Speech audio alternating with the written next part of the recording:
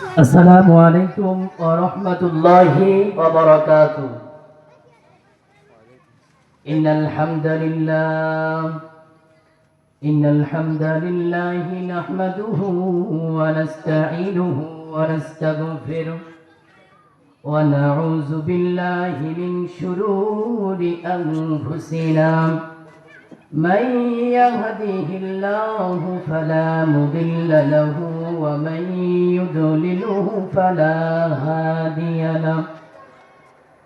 ونشهد أن سيدنا وسندنا وحبيبنا وربنا ومولانا محمدا عبده ورسوله الذي أرسله بالحق بشيرا ونذيرا وداعيا إلى الله بإذنه وسراجا وقمرا منيرا.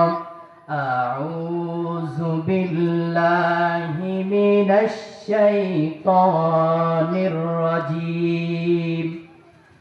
بسم الله الرحمن الرحيم.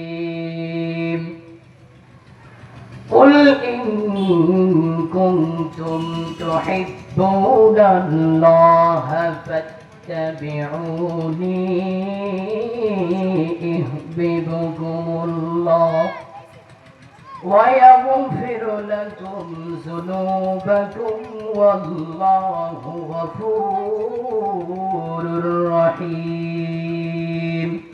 وقال النبي صلى الله عليه وسلم إن العلماء ورثة الأنبياء. صدق الله العظيم. الحمد لله. শুকরিয়া আদায় করছি মহান মালিকের দরবারে, যে মহান রব্বুল আলামিন আমাকে এবং আপনাকে আজকের এই জান্নাতের মেহমান বানাইছেন। এই জন্য সেই মহান মালিকের দরবারে সকলে একবার শুকরিয়া আদায় করি। সকলে বলেন আলহামদুলিল্লাহ।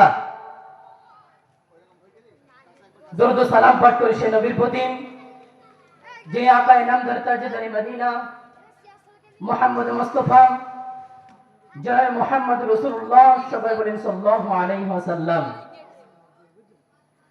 আজকে আমাকে এবং আপনাকে আল্লাহ পাক রব্বে কারীম এই জান্নাতের বাগানে আসার বসার সুযোগ করে দিয়েছেন। এখানে আল্লাহ তাআলা জান্নাতের বাগান হবে এটা আল্লাহ তাআলা জানতেন, বুঝাই এখানে কবুল করেছেন বিধায় আল্লাহ তাআলা এখানে আজকে জান্নাতের বাগান বসায় দিয়েছেন। এজন্য আমি কোরআনুল কারীমের মধ্যে থেকে ছোট্টখানা আয়াত তেলাওয়াত করেছি, যে আয়াতের মধ্যে আল্লাহ পাক রব্বে কারীম বলেন কুল ইন কুনতুম তুহিব্বুনাল্লাহা ফাত্তাবিউনি ইউহিব্বুকুমুল্লাহ। কুল, হে নবী আপনি জানায় দিন, ইন কুনতুম তুহিব্বুনাল্লাহ, যে উম্মতগুলা, আমার যে বান্দাগুলা আপনি নবীর আমার অনুকরণ করতে চায়, সেই বান্দাগুলা জানো ফাত্তাবিউনি ইউহিব্বুকুমুল্লাহ, তারা জানো আপনি নবীর অনুকরণ আগে করে। আপনি নবীর অনুকরণ আগে করে। নবী আকরাম মুহাম্মদ রাসূলুল্লাহ সাল্লাল্লাহু আলাইহি ওয়াসাল্লাম 63 বছরের জিন্দেগীর মধ্যে এত পরিমাণ কান্না করেছেন শুধু একমাত্র তিনার কলিজার টুকরা উম্মতের জন্য। 63 বছর জিন্দেগি পাওয়া সত্ত্বেও নবী আকরাম মুহাম্মদ রাসূলুল্লাহ সাল্লাল্লাহু আলাইহি ওয়াসাল্লাম কান্না করলেন তার উম্মতের জন্য। একদিন নবী মুহাম্মদ রাসূলুল্লাহ সাল্লাল্লাহু আলাইহি ওয়াসাল্লাম তিনার কামরার মধ্যে বসেছিলেন। এমন সময় আম্মা জানা আয়েশা রাদিয়াল্লাহু তাআলা আনহা দেখেন আমার মায়ার নবীর চোখ বেয়ে বেয়ে পানি ঝরতেছে। আম্মা জানা আয়েশা রাদিয়াল্লাহু তাআলা আনহা জিজ্ঞাসা করলেন, ইয়া রাসূলুল্লাহ, ইয়া হাবিবাল্লাহ, আমি আয়েশার কোন বেয়াদবির কারণে আজকে আপনি নবী মুহাম্মদ রাসূলুল্লাহ সাল্লাল্লাহু আলাইহি ওয়াসাল্লামের চোখ দিয়ে পানি ঝরতেছে কিনা? নবী, মায়ার নবী ডেকে ডেকে বলেন, না রে আয়েশা না, আমার চোখ দিয়ে ওই কারণে পানি ঝরতেছে না, আমার মনে হয় আমার গুনাহগার উম্মতেরা কাল হাসরের ময়দানে, কাল কিয়ামতের ময়দানে কেমনে করে দাঁড়াইবে। ওই কথা ভাবলে, ওই কথা আমার যদি স্মরণ হইয়া যায়, তাহলে আমি নবী মুহাম্মদ রাসূলুল্লাহ সাল্লাল্লাহু আলাইহি ওয়াসাল্লাম, উম্মতের ভান্ডারে নবী, আমার চোখের পানি আমি নবী সহ্য করতে পারি না, ধরে রাখতে পারি না। মুহাম্মদ রাসূলুল্লাহ সাল্লাল্লাহু আলাইহি ওয়াসাল্লাম কে জিজ্ঞাসা করলেন আম্মা জানা আয়েশা রাদিয়াল্লাহু তাআলা আনহা, ইয়া রাসূলুল্লাহ, ইয়া হাবিবাল্লাহ, কিয়ামতের ময়দানে, কাল হাসরের ময়দানে চিন্তা ভেবে, চিন্তা করে আপনি আপনার উম্মতের জন্য কান্নাকাটি করতেছেন গো নবী। তাহলে বলেন, ওই কিয়ামতের ময়দানে, কাল হাসরের ময়দানে হাজারো লাখ কোটি উম্মত থাকবে, হাজারো লাখ কোটি নবীদের উম্মত গুলা থাকবে, তার মধ্যে আপনি মুহাম্মদ রাসূলুল্লাহ সাল্লাল্লাহু আলাইহি ওয়াসাল্লামের উম্মত গুলা কেমনে করে চিনবেন? নবী আকরাম মুহাম্মদ রাসূলুল্লাহ সাল্লাল্লাহু আলাইহি ওয়াসাল্লাম বলেন, ওরে আয়েশা, কাল কিয়ামতের ময়দানে, কাল হাসরের ময়দানে আমি নবীর উম্মত যারা হবে, কিয়ামতের ময়দানে, কাল হাসরের ময়দানে নবী মুহাম্মদ রাসূলুল্লাহ সাল্লাল্লাহু আলাইহি ওয়াসাল্লাম বলেন, কিয়ামতের ময়দানে, কাল হাসরের ময়দানে আমি নবী মুহাম্মদ রাসূলুল্লাহ সাল্লাল্লাহু আলাইহি ওয়াসাল্লাম যখন কিয়ামতের মাঠ কায়েম হয়ে যাবে, আমি নবী মুহাম্মদ রাসূলুল্লাহ সাল্লাল্লাহু আলাইহি ওয়াসাল্লামের উম্মতগুলো কেমন করে চিনব, এই চিন্তা তোমার হয়।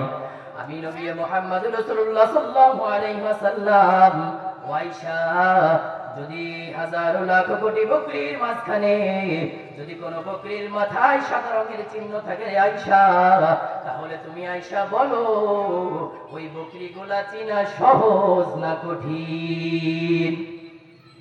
আম্মা জানা আয়েশা রাদিয়াল্লাহু তাআলা আনহা বলেন, ইয়া রাসূলুল্লাহ, ইয়া হাবিবাল্লাহ, ওই বকরিগুলা চিনা তো একদম সহজ।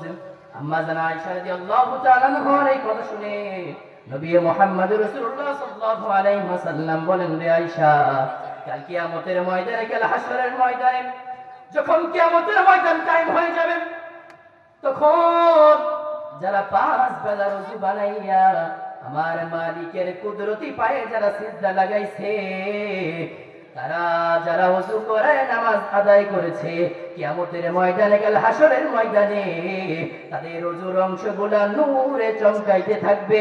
আর আমি ওই নূরে চমকানেওয়ালাদের নিয়া হাউজে কাউসারের পন্থরে দাঁড় করাইয়া আমি নবী মুহাম্মদ রাসূলুল্লাহ সাল্লাল্লাহু আলাইহি ওয়াসাল্লাম তাদের হাউজে কাউসার পান করাইয়া জান্নাতের দিকে লইয়া যাব।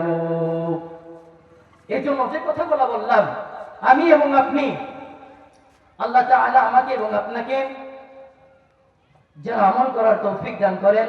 ওয়া আখিরু দাওয়ানা আলহামদুলিল্লাহি রাব্বিল আলামিন। আসসালামু আলাইকুম ওয়া রাহমাতুল্লাহি ওয়া বারাকাতুহু।